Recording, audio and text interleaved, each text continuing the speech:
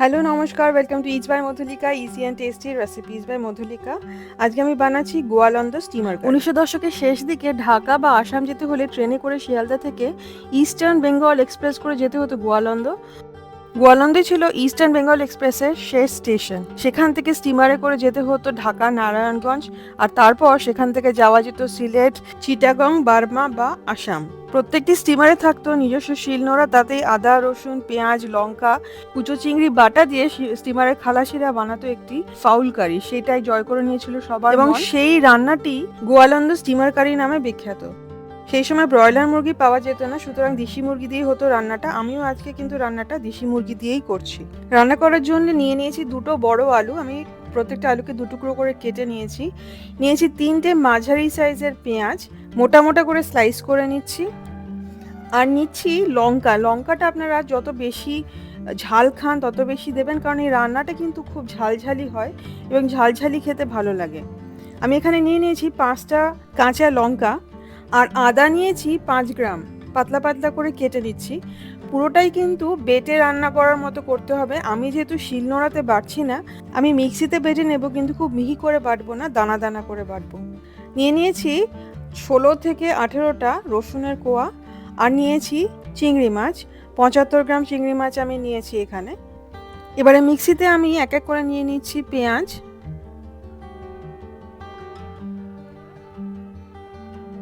আদা, কাঁচা লঙ্কা, রসুন আর শুকনো লঙ্কা 2 থেকে 6টা। এটা যদি আপনি কম ঝাল খান তাহলে 2টো, আর যদি বেশি ঝাল খান তাহলে 6টা, তার বেশিও দিতে পারেন। কুচি করে নিয়ে দিয়ে দিচ্ছি মিক্সিতে। এবারে মিক্সিতে আমি কিন্তু 2-3 বার ঘোরাবো, যাতে শিলনোড়ায় বাটার মতো বাটা হয়, মিহি পেস্ট কিন্তু হবে না। ঠিক এইরকম ভাবে বেটে নেব আমরা। একটু দানা দানা থাকবে, দেখতে পাচ্ছেন পেঁয়াজ লঙ্কা সব দেখা যাচ্ছে, সেভাবে বেটে নেব। জল না দিয়ে বা খুব সামান্য জল দিয়ে বেটে নেব। চিংড়ি মাছটা একদম ফাইন পেস্ট করে নেব। এবার মাংসটাকে ম্যারিনেট করে নিয়ে নেব। আমি নিয়েছি দেশি মুরগি কারি কাট 600 গ্রাম। আমি বুকের টুকরোগুলো নিয়ে রান্না করলে শক্ত হয়ে যায় বলে, আপনাদের যদি ভালো লাগে নিতেই পারেন। এবারে দিয়ে দেবো মশলা। বেটে রেখেছি যে আদা রসুন পেঁয়াজ লঙ্কা বাটাটা, সেটা দিয়ে দেবো।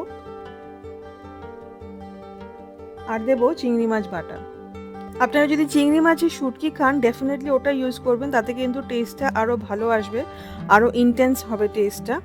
দিয়ে দেব হলুদ বাটা, আর নুন দেব স্বাদ মতো। আমি এখানে 1 টেবিল স্পুন নুন দিয়েছি। সর্ষের তেল দিয়ে দেবো 3 টেবিল স্পুন, বেশ অনেকটাই সর্ষের তেল, কাঁচা সর্ষের তেল দিয়ে দিলাম।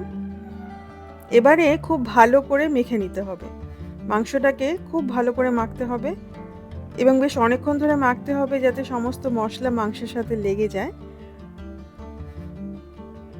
আচ্ছা, অনেকে মাংসটা মেখে বেশ খানিকক্ষণ রেখে দেয়, তবে জাহাজের খালাসিদের কিন্তু অত সময় ছিল না, তা আমি এখানে 10-15 মিনিটই রাখলাম। তবে সত্যি কথা বলতে মাংসটা যদি মেখে বেশিক্ষণ ম্যারিনেট করেন তাহলে কিন্তু টেস্টটা বেটার হয়।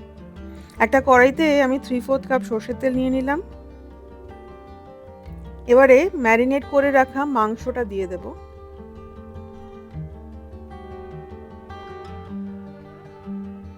এটা কিন্তু আমি হাই ফ্লেমে এবারে ভাজবো।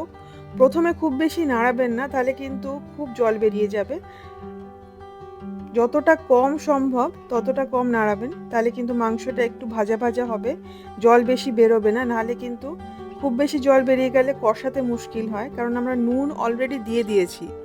এখানে নুনটা আগে দেওয়াটা দরকার, সেই জন্যই আমি নুন আগে দিয়েছি, আদারওয়াইজ কিন্তু আমি নুন নর্মালি এইভাবে কষালে অনেক পরে দিই। দিয়ে দেবো আমি 4টে কাঁচা লঙ্কা দিয়েছি, কাঁচা পাকা লঙ্কা।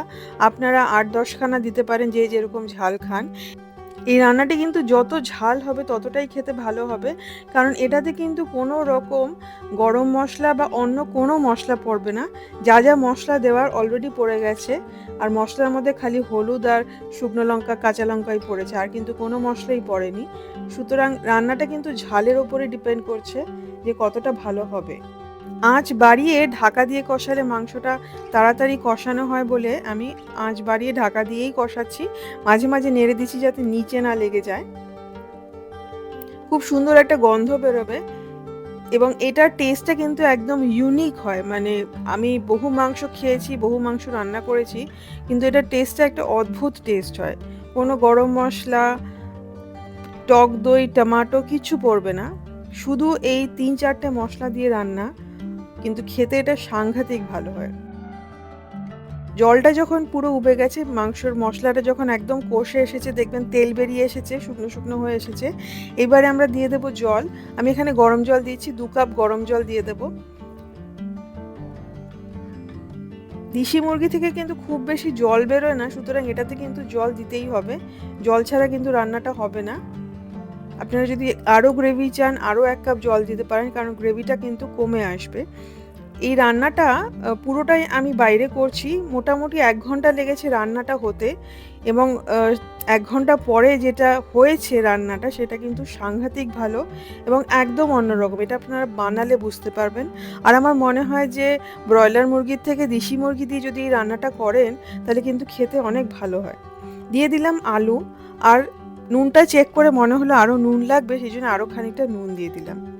এবার এটা ঢেকে 1 ঘন্টা কিন্তু রান্না করতে হবে, বা ততক্ষণ যতক্ষণ না মুরগির মাংস একদম সিদ্ধ হয়ে যায়।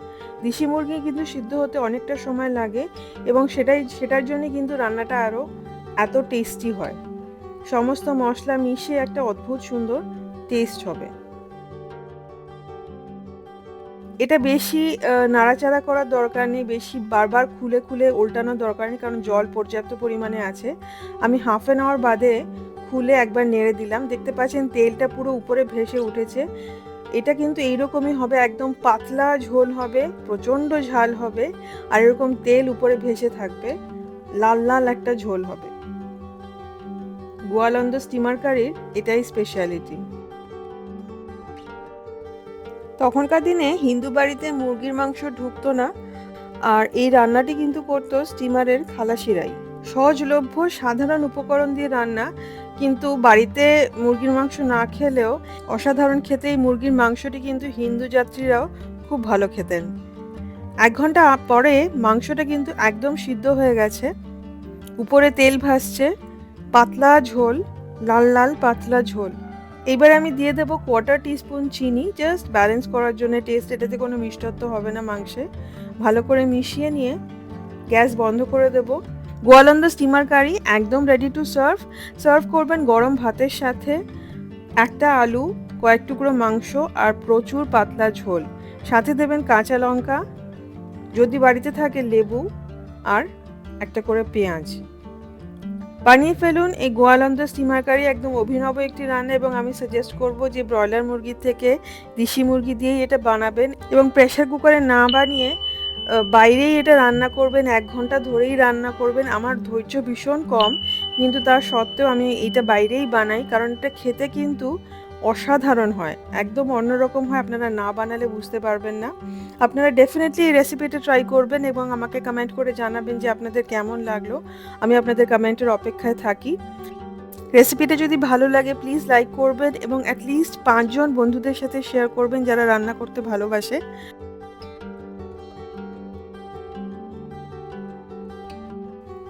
আমার চ্যানেল ইটস বাই মধুলিকা অবশ্যই সাবস্ক্রাইব করবেন, এবং সাবস্ক্রাইব করার সময় বেল বাটনটি প্রেস করলে আমি রেসিপি শেয়ার করলে প্রথম নোটিফিকেশান আপনার কাছেই যাবে। খুব ভালো ভালো রান্না করবেন।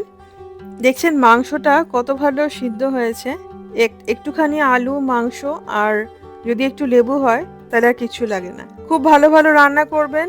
হ্যাপি কুকিং, ভালো থাকবেন। দেখা হবে খুব শিগগিরই একটা নতুন রেসিপি নিয়ে।